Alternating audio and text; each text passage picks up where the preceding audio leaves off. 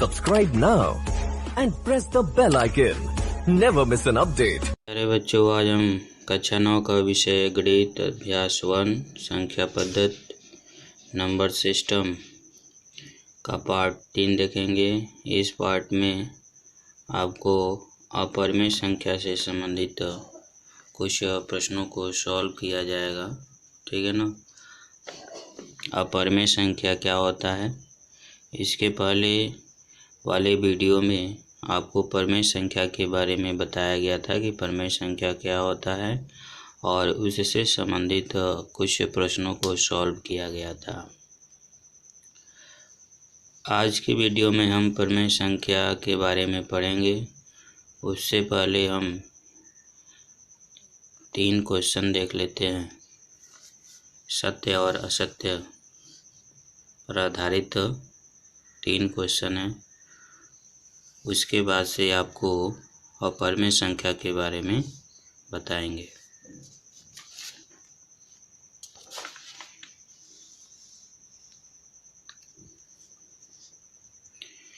प्रश्न है कि नीचे दिए गए कथन सत्य है या असत्य है, ये आपको बताना है।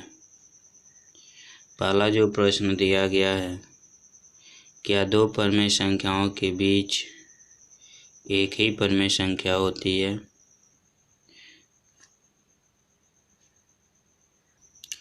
तो यहाँ पे हम 2 परिमेय संख्याओं के बीच एक ही परिमेय संख्या होती है, तो इसको हम कैसे बताएंगे ये सत्य है कि असत्य है। तो जैसे मान लो यह आपका 2 परिमेय संख्या, जैसे 1 हो गया, ये 2 हो गया, तो इसके बीच एक ही परिमेय संख्या होती है। तो ये तो कथन जो लिखा गया है असत्य है, क्योंकि 1 और 2 के बीच में हम जाएं तो अनंत परिमेय संख्याओं को हम लिख सकते हैं। जितना चाहे उतना परिमेय संख्याओं को हम लिख सकते हैं। जैसे 1.1, ये भी आपका 1.2, ये भी परिमेय संख्या है आपका 1.3, 1.4, 1.5, 1.6, 1.7, 1.8, ये सभी क्या है, परिमेय संख्या है। ठीक है ना। अब इन दोनों के बीच में हम चाहें तो परिमेय संख्या लिख सकते हैं। तो इस तरीके से कह सकते हैं कि 2 परिमेय संख्याओं के बीच अनंत परिमेय संख्याएं हम लिख सकते हैं।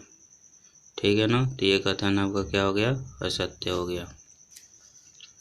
क्या परिमेय संख्याओं को संख्या रेखा पर व्यक्त किया जा सकता है? तो जो भी परिमेय संख्या है, जैसे यहाँ पे आप देख रहे हो, ये परिमेय संख्या है, संख्या रेखा पर ये दिखाया गया है, तो यह सत्य होगा। ठीक है ना, कि सभी परिमेय संख्याओं को हम संख्या रेखा पर हम व्यक्त कर सकते हैं। ठीक है ना। 9/4 एक परिमेय संख्या है, तो 9/4 जो P/Q के रूप में है, और Q जो है 0 के बराबर नहीं है, और P और Q क्या है, पूर्णांक हैं। ठीक है। तो यहाँ पे एक चीज़ आप इसको डिवाइड करके देख लेते हैं। 4 दूना 8, 1 दशमलव लगाएंगे 0, 4 दूना 8, 2 0, 4 5 20। तो ये देख रहे हैं इसका शेषफल 0 आ रहा है। तो जिस भी परिमेय संख्या का अगर हम भाग करते हैं, तो अगर शेषफल 0 आता है तो वो परिमेय संख्या होता है। और दूसरा कंडीशन है कि अगर भाग करने पर भागफल में रिपीट होता है, भागफलों में जैसे संख्याओं का रिपीट होता है, जैसे 2.1 111, इस तरीके से 2.12 12 12, 2.123 123 123, इस तरीके से रिपीट होता है। ठीक है। तभी आपका परमेय संख्या होता है। तो यहाँ पे ये जो दिया गया है 9/4, यह एक क्या है, परमेय संख्या है। ये भी कथन आपका क्या है, सत्य है। तो यह 3 क्वेश्चन था, सत्य और असत्य पर आधारित था, ठीक है। और चूँकि इस टाइप के प्रश्न को हम पिछले वीडियो में बताए थे, इसमें आपको थोड़ा समझने के लिए हमने 3 प्रश्न को रख लिया, ठीक है, और इसको आपको समझा दिया, ठीक है ना, कि यह आपका जो प्रश्न है सत्य है कि असत्य है। और इसको हमने समझाया कि यह जो पहला जो प्रश्न है, 2 परमेय संख्याओं के बीच एक परमेय संख्या होता है, यह सत्य है, असत्य होगा। क्या परमेय संख्याओं को संख्या रेखा पर व्यक्त किया जा सकता है, यह सत्य है, यानी सभी परमेय संख्याओं को हम संख्या रेखा पर व्यक्त कर सकते हैं, जैसे यहाँ पे देखिए किया गया है। और 9/4 एक परमेय संख्या है, ये भी आपका सत्य है, जैसे यहाँ पे भाग करके देखा भी गया, ठीक है। तो आज का जो हमारा विषय है वो है अपरमेय संख्या। अपरमेय संख्या के बारे में आज हम पढ़ेंगे। अपरमेय संख्या का हम डिफिनीशन देखते हैं। परमेय संख्या का डिफिनीशन क्या होता है।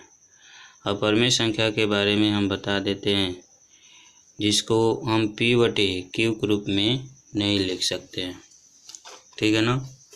यानी यहाँ पे ये कह सकते हैं, एक परमेय संख्या को अगर आपको लिखना हो एक अपरमेय संख्या को, तो इसको हम P/Q के रूप में नहीं लिख सकते हैं, ठीक है। P/Q के रूप में नहीं लिख सकते हैं, लेकिन जो Q है वो 0 के बराबर भी नहीं होना चाहिए।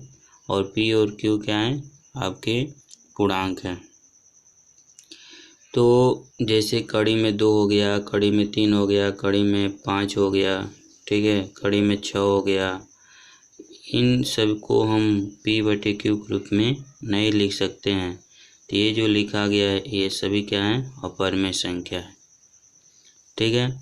अगर कोई संख्या P/Q के रूप में अगर दिया गया है तो उसको भाग करके भी चेक किया जाता है कि वह संख्या परमेय संख्या है कि अपरमेय संख्या है। तो उसके लिए जब हम भाग करते हैं तो जो भागफल आपका आता है उसमें रिपीट नहीं होता है, ठीक है ना। वह बदल बदल के आपके भागफल में उसकी संख्याएं आते रहेंगी, जैसे 1.2, 5, 3, 7, 8, 7, 1, 9, 0 ऐसे आएगा। तो इस कंडीशन में अगर भागफल आपका आता है जिसमें रिपीट नहीं होता है, ठीक है ना, तो उसे हम बोलेंगे अपरमेय संख्या, जो भी आपका P/Q के रूप में अगर वह दिया गया हो तो, ठीक है ना। अब जैसे यहाँ पे हम एग्जाम्पल एक समझते हैं। यहाँ पे एक एग्जाम्पल लिखा गया है 11/7। ये चेक करते हैं कि क्या यह परमेय संख्या है कि अपरमेय संख्या है। तो यहाँ पे हम इसको भाग करते हैं, ठीक है, और भाग करके चेक करते हैं। तो 7 करने 7, यहाँ पे 4 आएगा शेषफल, दशमलव लगाएंगे 0, 7 चौको 7 पचे 35, 5 0, 7 सत्ते 49, 1 0, 7 करने 7, 3 0, 7 चौको 28, 2 0, 7 दूना 14, ठीक है, 6 0, 7/56, ठीक है, 4 यहाँ पे 4 आ गया, पुनः 0, 7 पचे 35, पुनः 5 आएगा। अब देखिए यहाँ पे जब शेषफल आपका यहाँ पे 4 आ गया, ठीक है ना, यहाँ पे शेषफल आपका क्या आ गया, 4 आ गया। और उसके पहले भी यहाँ पे एक शेषफल का आया था, 4 आया था। तो इसका मतलब अब यहाँ से रिपीट होगा, यानी इसके बाद से जो आएगा वो आएगा 5 7 1 4 2 8 ऐसे आएगा। पुनः 5 7 1 4 2 8 ऐसे आएगा। यानी अब यह जो 11/7 दिया गया है यह कैसी संख्या है? परिमेय संख्या है। ठीक है ना? कैसी संख्या है? परिमेय संख्या है। इसमें रिपीट हो गया। ठीक है ना? अब यही कंडीशन है जिसमें रिपीट नहीं होगा। ठीक है ना? यानी यहाँ पे 8 के बाद 5 आ गया, 5 के बाद से और कोई संख्या जैसे आ गया होता, 7 9 आके 6 आ गया होता, 1 9 आके 2 आ गया होता। ठीक है ना? तो जब ये रिपीट नहीं होता, ठीक है ना, तो उस कंडीशन में जो P/Q के रूप में जो भी संख्या दिया गया है वो आपका परिमेय संख्या नहीं होगा। कौन सा संख्या होगा? अपरिमेय संख्या होगा। ठीक है ना? तो जैसे कड़ी में 2 है तो यह परिमेय संख्या नहीं है। कड़ी में 2/1 इसको हमने P/Q के रूप में लिख लिया और Q जो है 0 के बराबर नहीं है। अब यहाँ पे कड़ी में 2 का हम मान निकालते हैं। तो कड़ी में 2 का मान निकालने के लिए हम भाग विधि का क्या करते हैं? प्रयोग करते हैं। ठीक है ना? कौन सा विधि का प्रयोग करते हैं? भाग विधि का। तो भाग विधि का प्रयोग करके हम इसका जब मान निकालेंगे तो इसका जो मान आपका आएगा, यहाँ पे कड़ी में 2 का मान निकाला गया है 1.4142135562 तो इसमें आप देख सकते हैं किसी भी दशमलव के बाद से संख्याओं का रिपीटिंग नहीं हो रहा है। तो यहाँ पे ये कह सकते हैं कि कड़ी में 2 क्या है? एक अपरिमेय संख्या है। इसी तरीके से यहाँ पे कड़ी में 3 का मान निकाला गया है। इसका जो मान आया है 1.7320508076 आया हुआ है। इसमें भी देख रहे हैं दशमलव के बाद जो भी संख्या आ रही हैं बदल बदल के आ रही हैं। ठीक है ना? तो इसलिए यहाँ पे कह सकते हैं कि कड़ी में 3 आपका क्या है? अपरिमेय संख्या है। इनका जो मान निकाला गया है भाग विधि के द्वारा हम निकालते हैं। जो वर्गमूल जो होता है 2 विधि से हम निकालते हैं, गुणनखंड विधि और भाग विधि। तो यहाँ पे हम भाग विधि से इसको निकाले हैं। तो यहाँ पे 2 चीज़ आपको समझ में आ गया होगा, परिमेय संख्या कब होगा और अपरिमेय संख्या कब होगा। परिमेय संख्या यहाँ पे एक एग्जाम्पल लिया गया था 11/7 के लिए। यहाँ पे देखेंगे कि दशमलव के बाद से 5 7 1 4 2 8, पुनः 8 के बाद से 5 7 1 4 2 8 यह रिपीट होने लगा। ठीक है ना? तो इस तरीके से ये कहेंगे कि 11/7 है आपका परिमेय संख्या है। ठीक है ना? और कड़ी में 2, कड़ी में 3, कड़ी में 5, कड़ी में 6, ठीक है ना, कड़ी में 8 हो गया, कड़ी में 11 हो गया, 10 हो गया, ये सभी क्या है? अपरिमेय संख्या है। ठीक है ना? इसको हम P/Q के रूप में नहीं लिख पाएंगे। ये जो दिया गया है इसको हम P/Q के रूप में नहीं लिख पाएंगे, लेकिन इसको हम P/Q के रूप में लिख सकते हैं। परिमेय संख्याओं को P/Q के रूप में लिख सकते हैं और परिमेय संख्याओं को P/Q के रूप में नहीं लिख सकते हैं। तो ये आपको समझ में आ गया। तो अब चलिए हम अपरिमेय संख्या का डेफिनेशन देखते हैं। ठीक है? और उससे संबंधित कुछ प्रॉब्लम को सॉल्व करते हैं। ठीक है?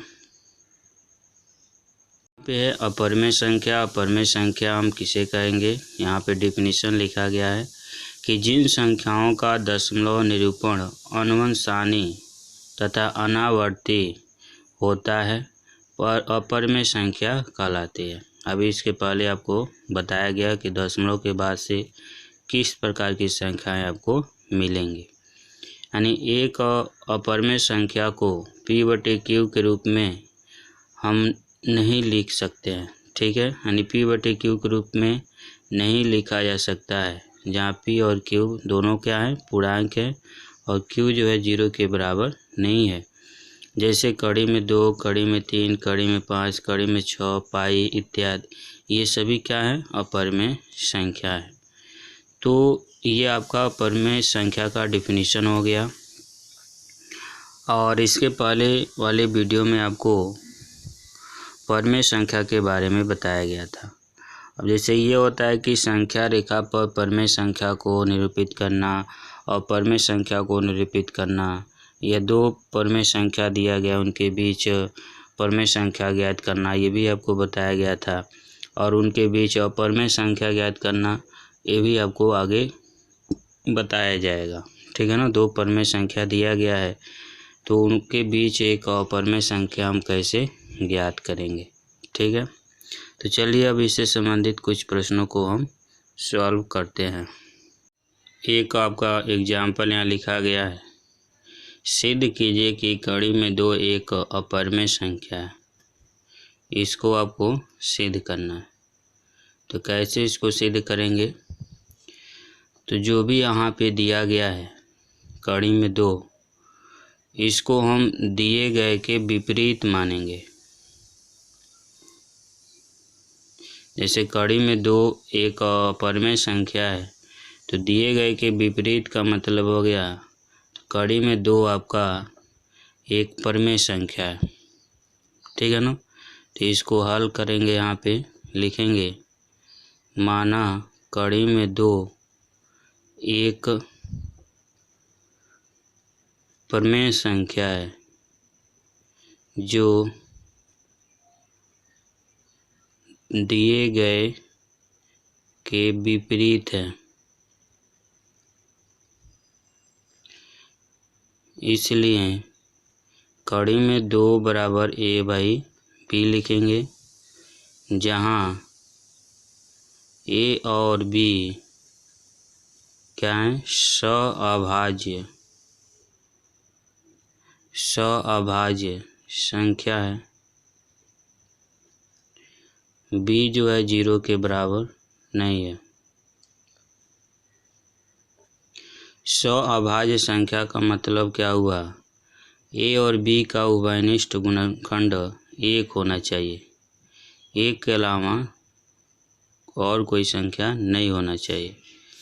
अगर 1 के अलावा कोई और संख्या है तो वह सअभाज्य संख्या नहीं होगा।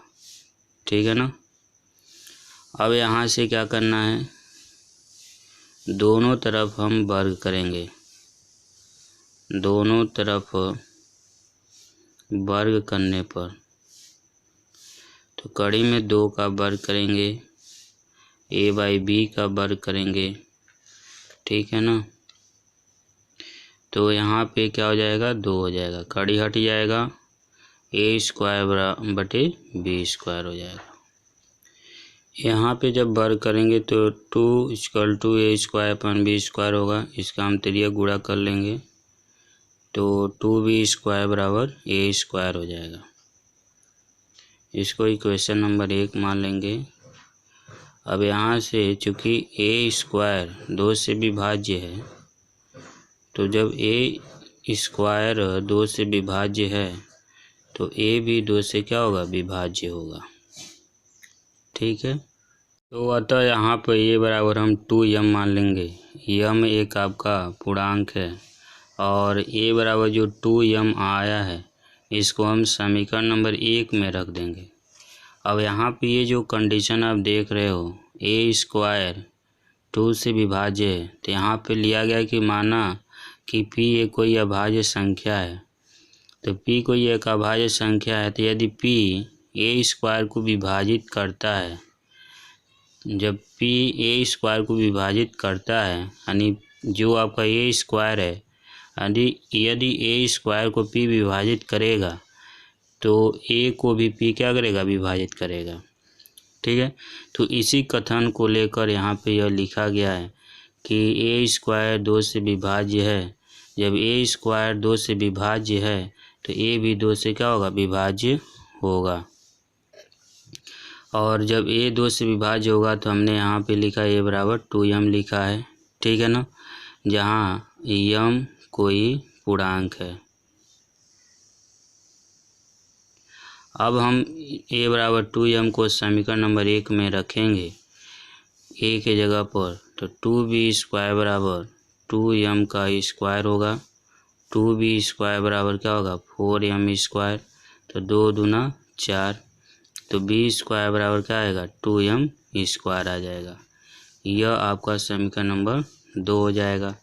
आप इसको कथन नंबर ए मान लीजिए, ठीक है ना। पुनः यहाँ पे इसी पर यहाँ पे ये जो लिखा गया है कि p एक अभाज्य संख्या है, तो p यदि a स्क्वायर को विभाजित करता है तो p a को भी विभाजित करेगा। इसी कथन पर इसको भी हम यहाँ पे लिखेंगे। तो यहाँ से लिख सकते हैं कि b स्क्वायर 2 से विभाज्य है। जब b स्क्वायर 2 से विभाज्य है तो b भी 2 से विभाज्य होगा। इसको आप कथन क्या मान लें, b मान लें, ठीक है। तो यहाँ से जो दो कथन आपको मिला है a और b, कथन a में आप देख सकते हैं a भी 2 से विभाज्य होगा और b भी 2 से क्या होगा, विभाज्य होगा। तो हम कथन a और b से देख सकते हैं या लिख सकते हैं कथन a और कथन b से, कथन a और कथन b से आप देख सकते हैं कि a और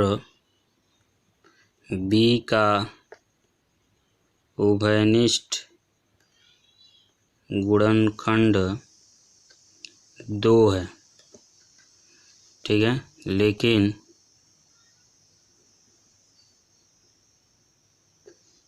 हम जानते हैं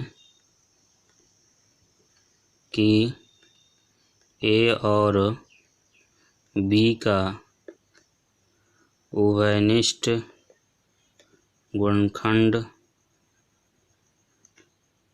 1 होना चाहिए, 1 होना चाहिए, ठीक है ना। जो कि इस तथ्य का विरोधाभास है, जो कि इस तथ्य का विरोधाभास है। अतः हम कह सकते हैं कि कड़ी में 2 प्रमेय संख्या नहीं है, ठीक है ना।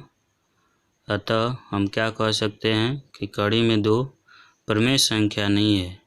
तो जब आपका प्रमेय संख्या नहीं है तब कह सकते हैं, इसलिए कड़ी में 2 आपका एक अप्रमेय संख्या है, ठीक है। तो यहाँ पे हम क्या लिखेंगे, अतः कड़ी में 2 एक प्रमेय संख्या नहीं है, इसलिए कड़ी में 2 एक क्या होगा, अप्रमेय संख्या होगा।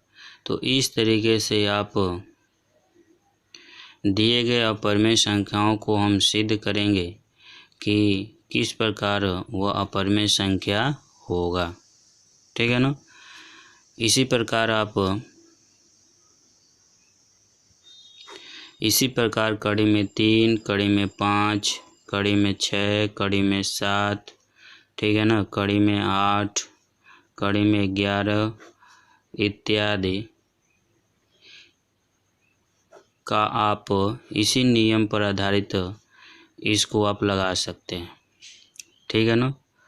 तो आई होप आप लोगों को यह सब भी प्रश्न और एग्जाम्पल, ठीक है, और इसके डिफिनीशन आपको समझ में अच्छे से आ गया होगा। अगर इसमें किसी प्रकार का आपको प्रॉब्लम महसूस होता है तो अपनी प्रॉब्लम को कमेंट बॉक्स में लिखकर शेयर करें और आपकी प्रॉब्लम को दूर किया जाएगा। Thank you.